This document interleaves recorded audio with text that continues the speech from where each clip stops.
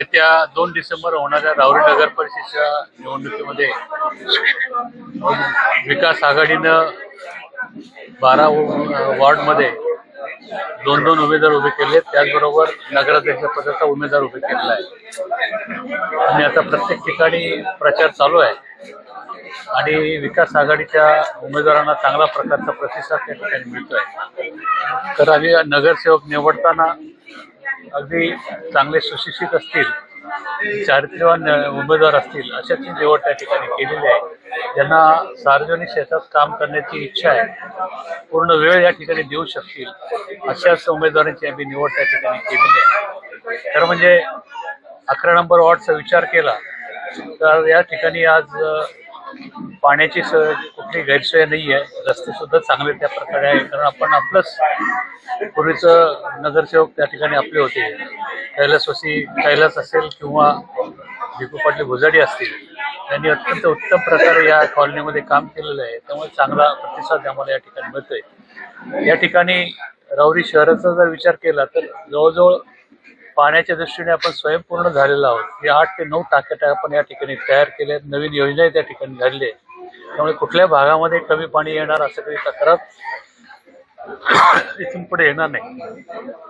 परंतु नगरपालिकेचं काम म्हणजे शिक्षण, रस्ते, पाणी, आरोग्य याच्या व्यतिरिक्तही काम त्या ठिकाणी करायला लागतं. की तरुण मुलं आहेत, त्यांना राहुरी शहरामध्ये आपल्याला सरकारी जागा नसल्यामुळं, नगरपालिकेची जागा नसल्यामुळं कुठल्या प्रकारचं प्लेग्राऊंड त्या ठिकाणी नाही आहे. तर आपल्या केशर मंगल कार्यालयामध्ये 1 एकरचा रिकाम प्लॉट त्या ठिकाणी आहे.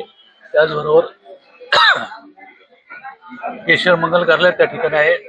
त्यामध्ये आमच्या आघाडीची अशी योजना आहे की आज मंगल कार्यालयामध्ये आपण इंडोर गेम्स त्या ठिकाणी घ्यायचे. बॅडमिंटन असेल, रिंग टेनिस असेल किंवा इतर कुठले असतील, चेस असेल किंवा कॅरम असेल, अशी इंडोर गेमची सोय करायची. त्याचबरोबर मैदानी खेळासाठी पुढे 1 एकरमध्ये व्हॉलीबॉलची असेल, फुटबॉलची असेल, बास्केटबॉलची असे ग्राउंड त्या ठिकाणी तयार करून चांगल्या प्रकारे आमच्या शहरातील मुलांना खेळाचं ग्राउंड त्या ठिकाणी करण्याचं प्रयोजन त्या ठिकाणी. त्याचबरोबर आपल्या शहरामध्ये बरेचसे विद्यार्थी स्पर्धा परीक्षेला बसत असतात.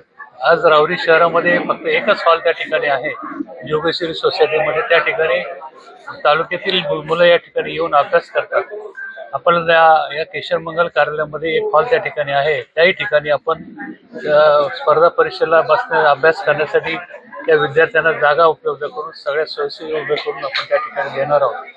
आणि विकास आघाडीचं पॅनल त्या ठिकाणी निवडून आल्यानंतर पहिली प्रायोरिटी आपली असेल की राहुरी शहरातील रस्ते हा ड्रेनेजच्या पाईपलाईनमुळं, पिण्या पाण्याच्या पाईपमुळं रस्ते खराब झाले आहेत.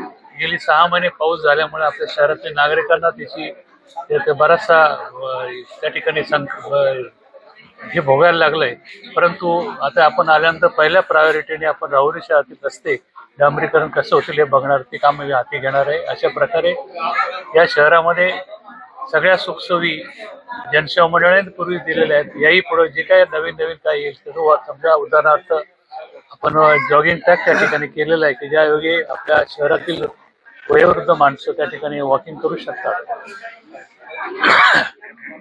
त्याचबरोबर स्विमिंग पूलही आपण त्या ठिकाणी घेतलेला आहे, तोही चालू आहे, तो काम चालू आहे, तोही आता पूर्ण त्या ठिकाणी होईल. अशा प्रकारे आम्ही आघाडीचं या ठिकाणी सत्तेवर आल्यानंतर एवढी कामं आपण त्या ठिकाणी करणार आहोत आणि मतदारांचा मिळतोय.